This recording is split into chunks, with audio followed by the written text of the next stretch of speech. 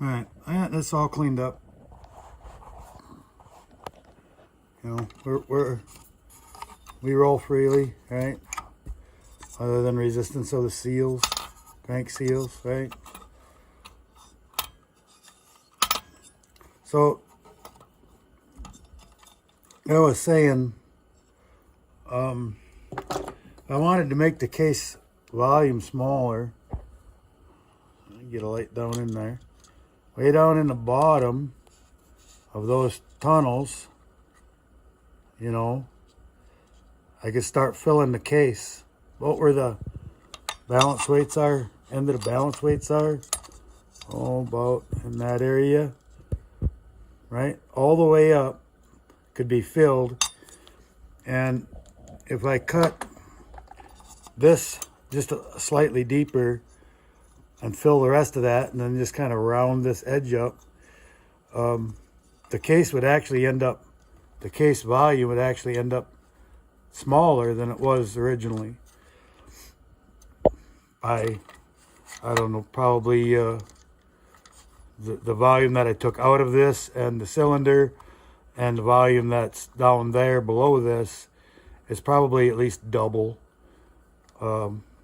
in size of what I've taken out, of what I could put in. Like I could do that. You know, if you want to spend the time to build a race saw or whatever, stuffing the case that much might be an advantage. You know, a guy could always build full circle crank too, you know, fill these. You know, I've got video of how I've done that in the past to make the crankcase volume smaller. But that's all race saw stuff, you know, not work saw stuff. But this makes a big difference. Those are the pieces that I took out. I don't know, what do you want? There's a screw for the cylinder screw, base screw, right? For comparison. Cylinder. You know, not very big pieces really. So, you know, all of that is to enhance what I'm doing here. And it works. So that's why I do it. Like I said, my videos over and over and over. I don't do things that haven't been proven to work. And why do work that doesn't improve performance? I would rather spend some time doing this work than I would polishing an exhaust port. So put your time and effort into what matters, and don't worry so much about what doesn't matter. Right? All right, moving on. All right, well, everything is dry. I'm gonna put some oil on things.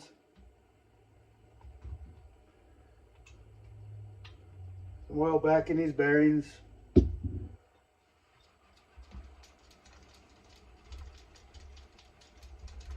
Nice and smooth, that's what we're looking for. I put the piston back in. That's kind of why I did that step. Now I need to do the intake port. So you have to redo the intake port. And I need to put piston back in, get my port timing numbers. So I like to be able to put the piston back in. I'm done with it. I didn't do anything to the piston. I'm done using the piston for modifying my cylinder. Put this back in, and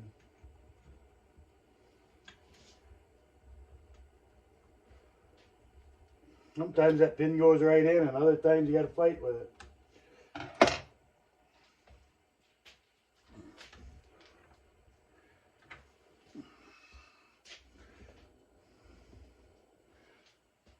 Stihl makes a special tool to put these in. It holds it, you push on it, snaps it in place. Pretty handy little tool. It's kind of expensive. And I've never owned one. Played with one once, but I've never owned one. And it's a nice tool. But you gotta have one for each size wrist pin. So 2 or 3 of them, right? You're gonna do. This is my favorite size little screwdriver. I stick that pin in there, or this clip. I put the side, the open section kind of on a little bit of an angle up there, but mostly to the top. And then I can push that right in using the notch in the piston and the screwdriver, and I kind of hold it over with my thumb and they fall right in there. Hardest part is getting it into that position that you want it in. Turned kind of the way you want it. Is the hardest part of that whole process.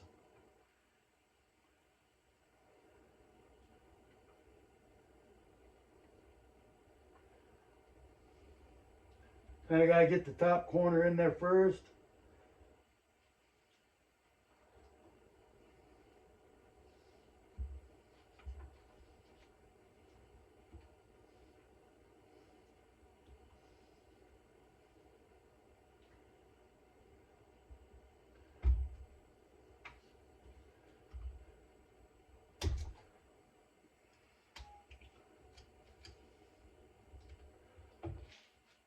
And they go right in. These pistons, these straddle pistons, it's harder to get in there. It's kind of more down in there than conventional piston.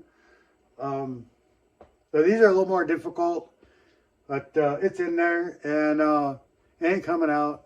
It's done right. You don't really need that tool, but it takes a lot of practice to get this good at it. A lot of practice. And like the 10 millimeter, like the 261s are, the smaller the clip, the harder it is to get in there. But that's what the notch is there for, to help you, helping to aid putting it in there and to take it out. And when I take it out, I just stick my finger over the top, the hole, the clip and everything, and I just use a pick and walk it right out of there.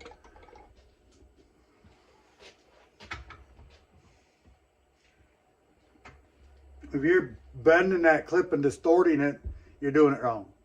You should never distort it. It should come right out.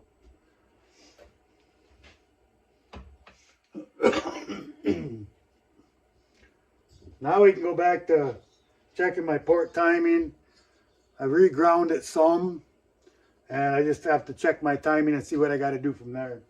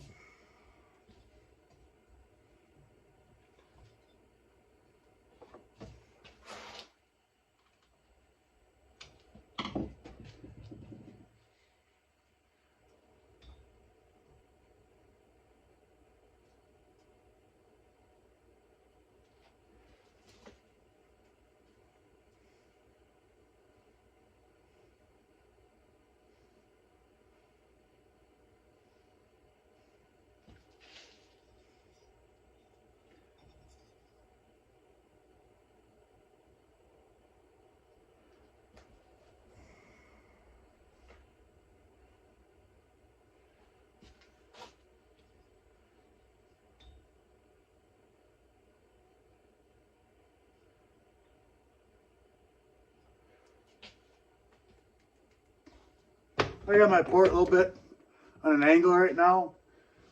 That I can see on the piston. I got a little bit further to go, so I'll be back. We're moving on to the muffler. I don't know if they've changed the material of the muffler, but it used to have a kind of bronzy color to them, and this is quite silver. I take this twisty exhaust port out. Of course, baffles in there twisted. Took the baffle out of one of these, and the muffler became so floppy weak that I decided that wasn't a good idea, and I put it back in, welded it back in. But what I do is I kind of straighten these out. They're kind of rolled in. I straighten these out, and when I square this up, I'm actually putting a slot, you know, in the baffle, in the side of the baffle, and I just kind of let the exhaust go on both sides of the baffle, on both sides, and that's worked pretty well for me, and it leaves, you know, the strength of the baffle in there, so it still does its job as far as reinforcing the muffler, but it doesn't do much at all as far as a baffle anymore. It's pretty just straight. Seems to work. I have no idea what the engineer's idea of having the exhaust twist as it comes out. Are they trying to create a swirl effect in there? I don't know, and I don't know why they would need it. So as far as I know, the 462 is the only saw like this. So maybe there'll be more in the future. I don't know. Maybe it's something they're playing with. I don't know. But anyways, we'll get at it.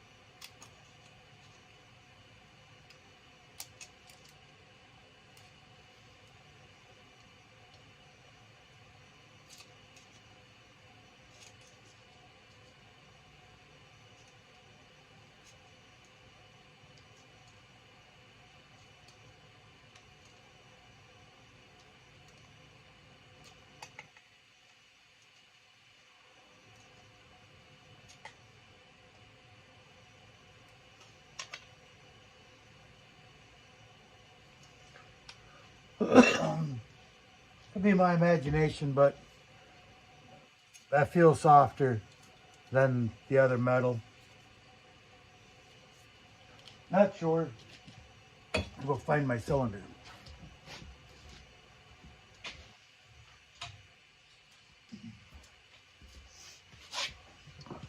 I got the intake finished up. Like where I've got it.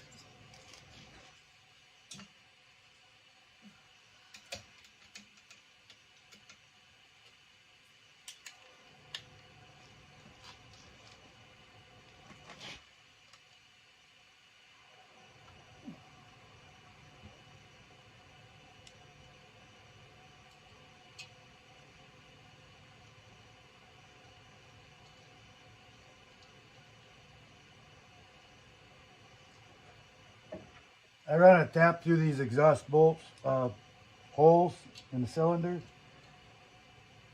Get the Loctite out of there.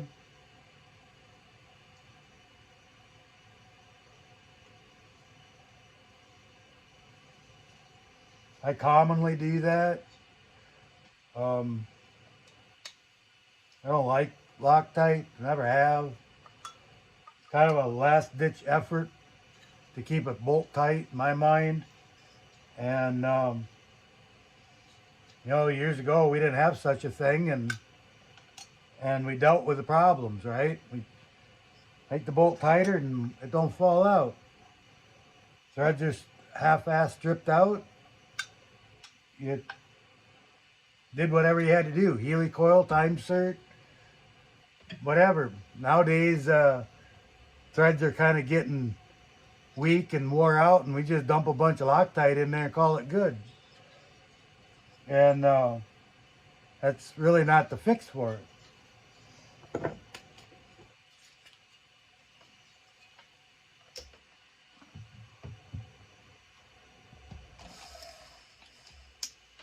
Kind of a last ditch effort to try to save that thread, you know. That works, but it's not ideal in my mind.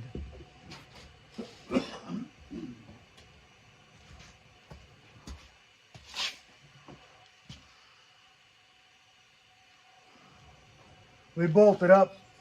Now we can get it port matched and do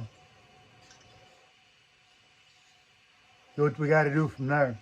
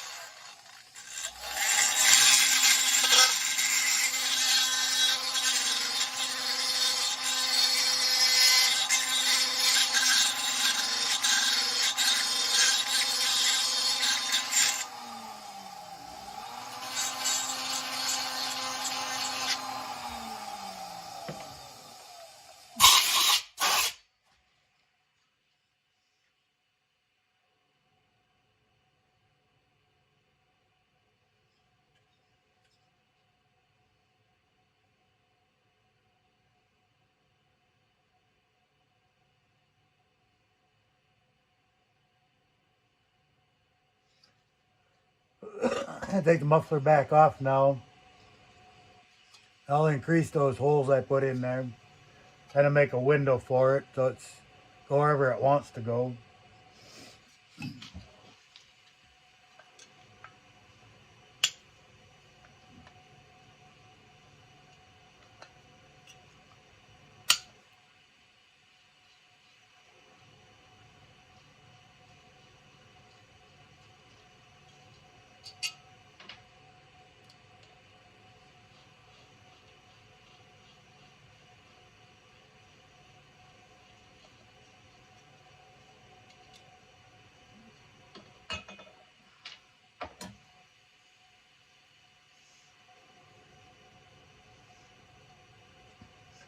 I glued a gasket on there prior to, you know, and then so these corners get kind of thin over here, you know, here and down here, but they're there, so it works. If you don't glue the gasket on there, a lot of times that gasket will blow apart. But until I come up with a better solution for a gasket, this is what I'm doing.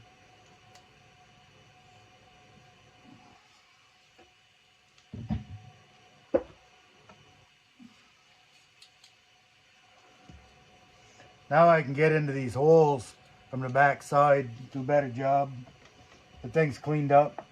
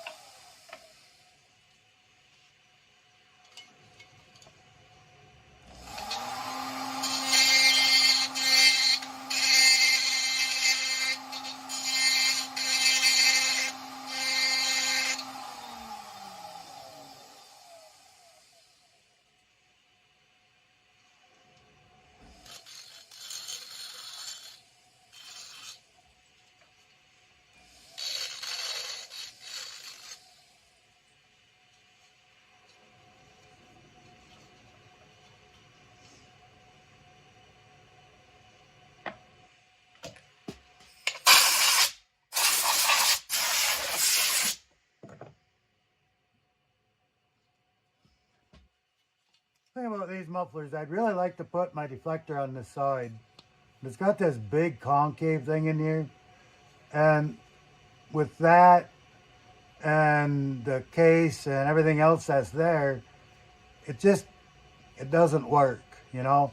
If I put a deflector down here in this hole, it's going to deflect that heat, you know, kind of on an angle and up by the chain brake and all that where I don't want it.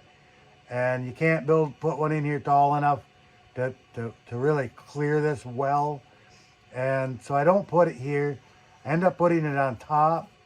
It's not ideal on top either, but it's the best choice that I have. And I really, really don't want to put it on the front. So I'm going to enlarge that stock port and put a deflector on the top is what we'll end up doing on this. So we're going to clean the cylinder up. We're going to start putting the other end back together. And then so I can locate this where I want it and all of that. So we'll start putting things together. All right, it's time to start putting things together. Clean up the cylinder. I put the boot on. Very simple process, you know, just slide on there. One thing that's important is to line the boot up when you put it on. There's a little triangle on the top of the boot. There's a little square on the bottom of the boot. You know, there's a seam all the way around the cylinder. You can see that seam. That triangle right on that seam. A little square on the bottom should be kind of centered and level. Right? Put the thing on right.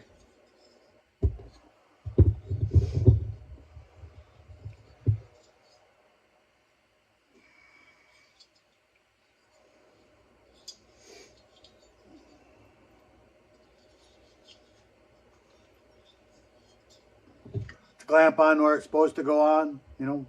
Pay attention when you take things apart.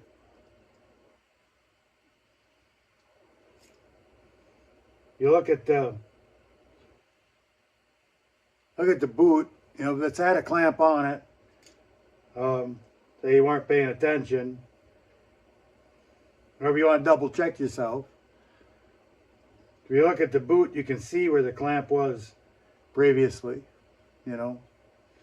Doesn't mean the last guy put it on right, but pretty sure the factory put it on right.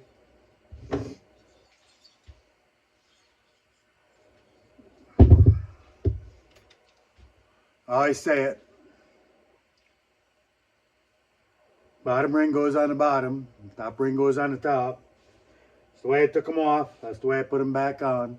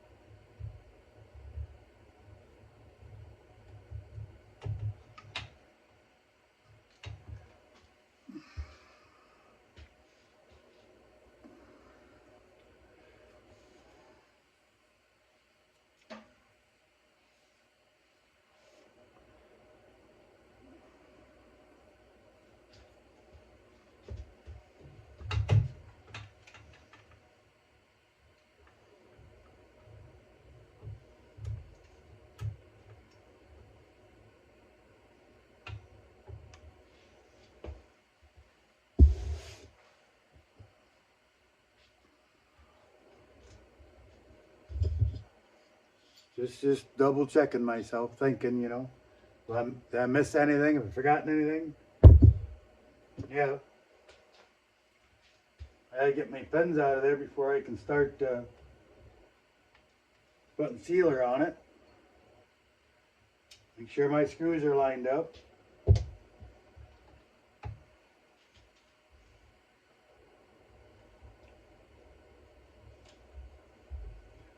Sometimes it's worth the time to pause for a second.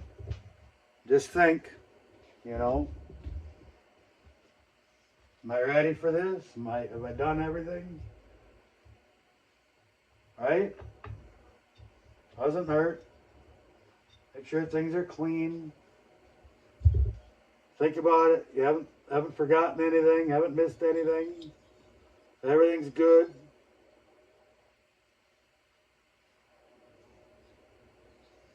It's a good idea. It's the last time you got to do it, you know.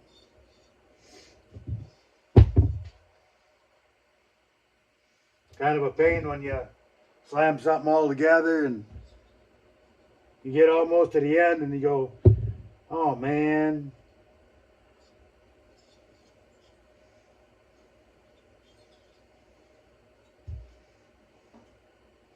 Another hour, maybe more, tear it all back apart. Forgot to do something or forgot the part. Forgot something, you know.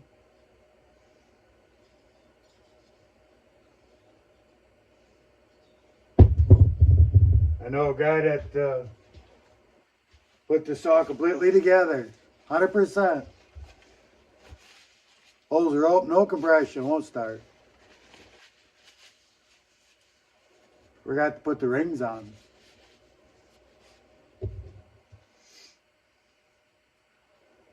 Tear it all the way back apart. The rings on, put it all back together again. I paused several times in assembly. Do I have everything? Did I do everything? I looked down on my bench. Is there anything I'm forgetting? You know, it's a good habit to be in. Certainly doesn't hurt anything.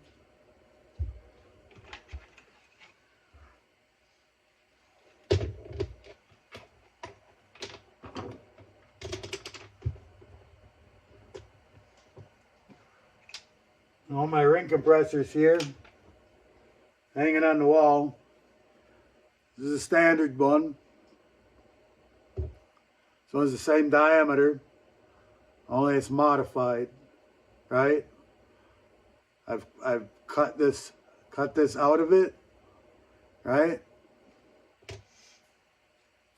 It's for this cylinder, specific cylinder. And it looks like the new, from what I've been seeing, the new 400 has this same half flange.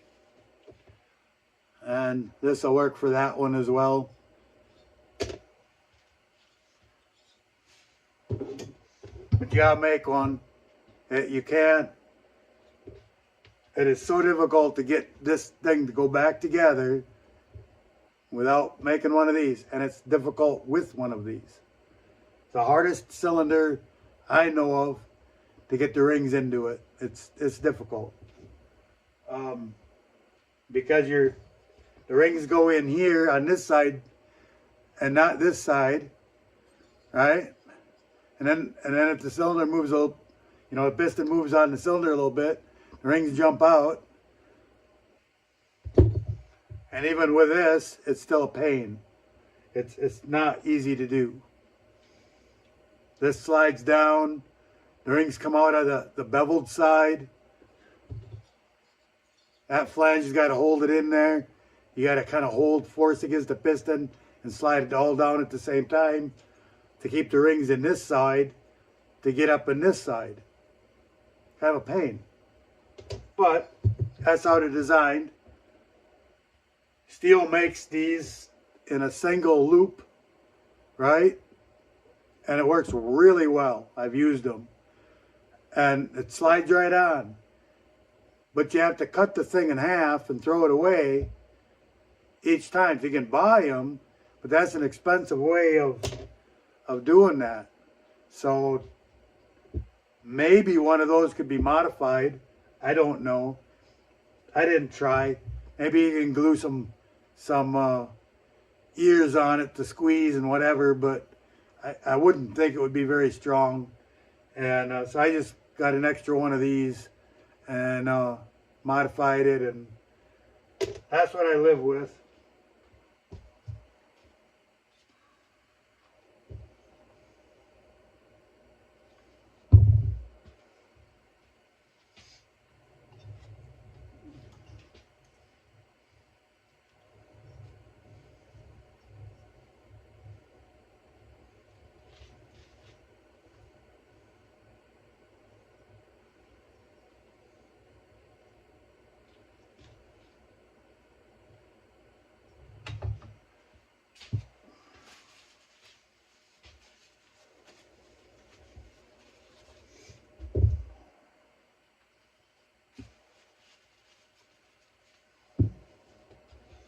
I've done a lot of these saws and I still struggle with this. It's just not easy.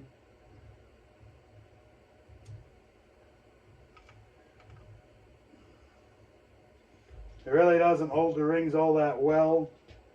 But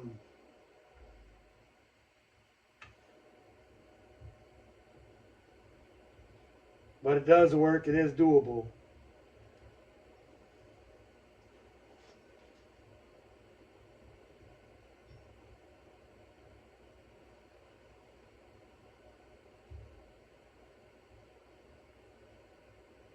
It just barely holds everything together, and you still got to fight with it.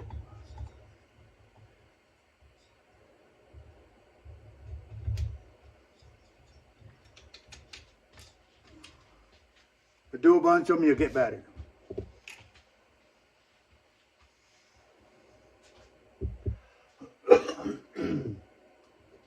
And seeing that I generally struggle with that, I don't put the sealer on until I slide the cylinder on that far. Now I can reach in there with a little screwdriver and I can put my sealer in there and I can get by with doing that. Otherwise, if I'm struggling and struggling, the sealer starts drying and then that creates a problem. So it's easier to have the sealer on there first, but you know, in this case, I could have slid it right on there, been great. But I would say 9 times out of 10, I struggle with the thing. On this particular saw. Not all of them, just this one.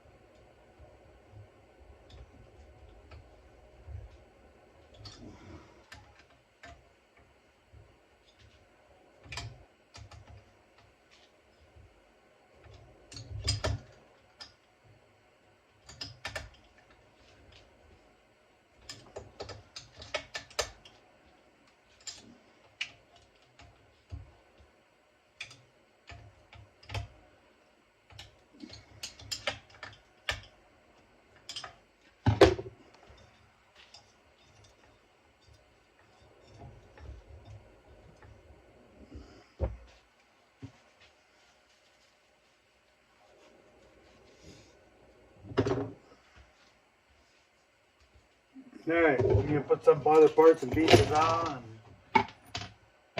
Still gotta do some work on the carburetor.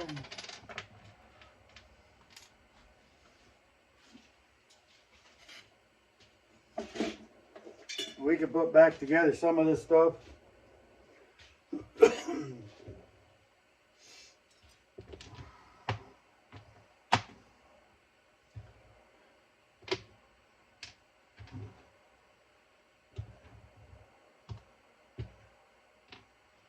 Sort my screws out here a little bit and know what goes where. Don't make any mistakes.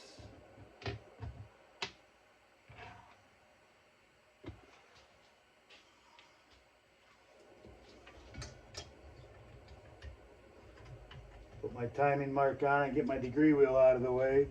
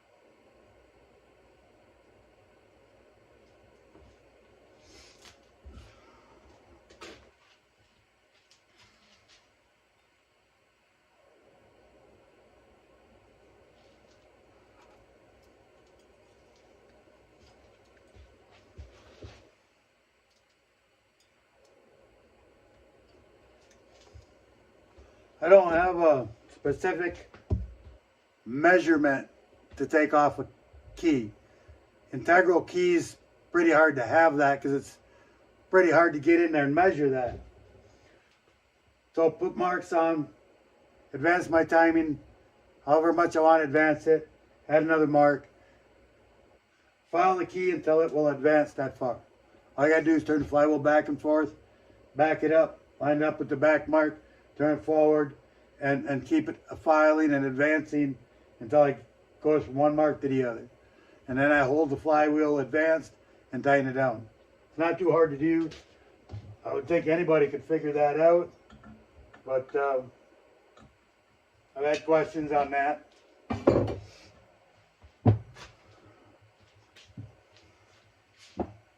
Pretty simple concept there, you know. On saws that have a key, I've came up with a number that I like on the keys, and I cut them all the same other than a couple specific saws or a discussion that I've had with the owner of the saw. Want something a little bit spicier, then I'll custom make one key for that saw. But otherwise I've got a whole can full of keys cut, and I just exchange in that can.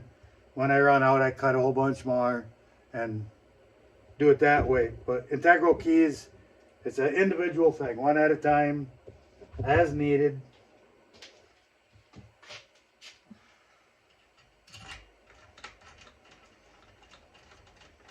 Timing on all of these Strato motors are a little bit different. They all act a little bit different, so the timing's always different.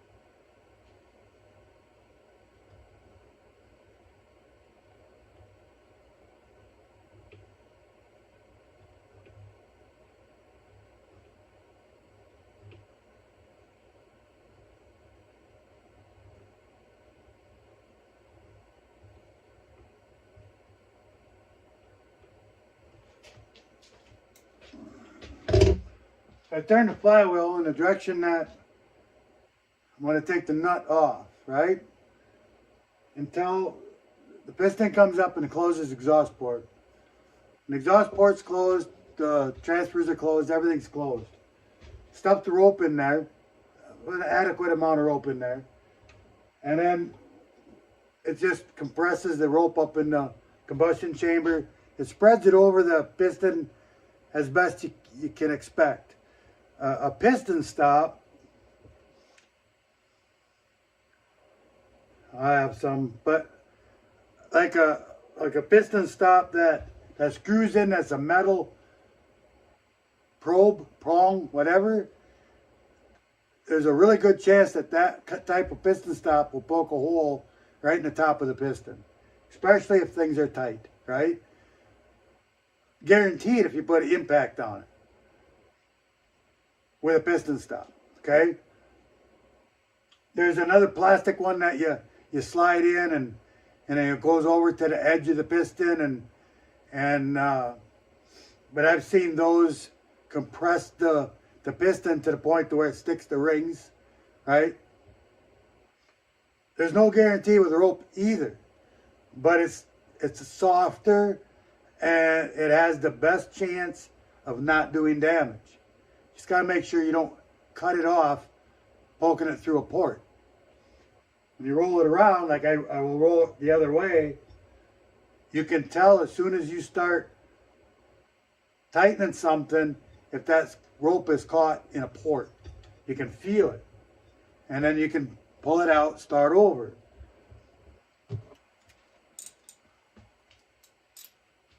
It's the safest method I know of.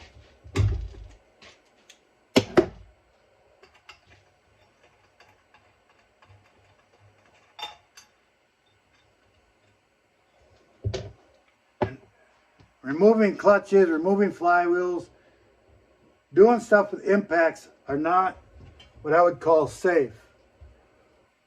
This is a crankshaft that has separated on its own, right? But if you put an impact on it, there is nothing here grooved or anything on any of these crankshafts. These turn freely. Not freely, not supposed to, but there's nothing that aligns them, right? And you start putting an impact on here, wham, wham, wham, flywheel's over here, wham, wham, wham. This is what you're doing to your crank, is you're twisting it in there, right? Now, it can't turn true anymore. And believe me, it happens. I've fixed a lot of these. You take this, and it's out of alignment like that, and you hit this with a hammer. You just pound on this side of it. Hold this in your hand and hit this with a hammer, and you will move this back in the true. Okay? That's how you put one in alignment in the first place.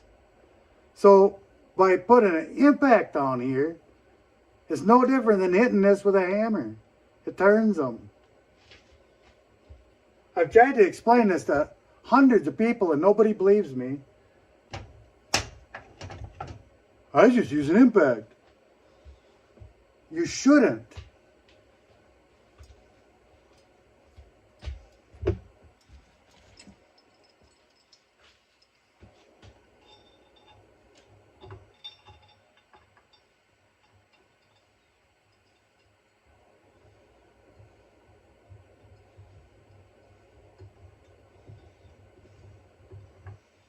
I've rebalanced an awful lot of crankshafts, you know. Anytime I've got a used saw part, I almost always chuck that thing up in my lathe and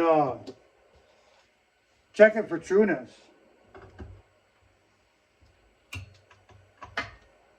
If it's out more than 2-3 thousandths, then I start to work on truing it back up. It's a part, I might as well.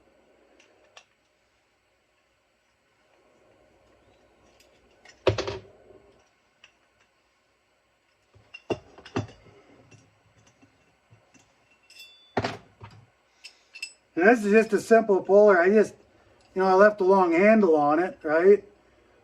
And it's just a 9/16 bolt. It's a soft bolt even, and I haven't really had any problems with it. I used to have a point on it, kind of wore the point off, but it really doesn't matter because all you got to do is tighten one bolt, and it kind of tweaks the flywheel that little bit and pops it right off of there. Simple tools. You know, easy enough to make. A lot of your own tools, you don't have to spend hundreds and hundreds of dollars on tools if you think about it a little bit. But these style pullers, I recommend you buy them. You know, I know guys have made them, but there's 2 different sizes. Here's the other one. And these aren't outrageously priced, and you're going to own it for a lifetime. Those never wear out. It's a simple puller. More of the modern saws they used to screw in, but they don't have them anymore. This style puller's all right. It works. A little more clumsy. These were fast and simple. Put them in, pop the flywheel off. I don't know why they couldn't continue that with these, but whatever. All right, I'm gonna work on the flywheel, and I'll be back.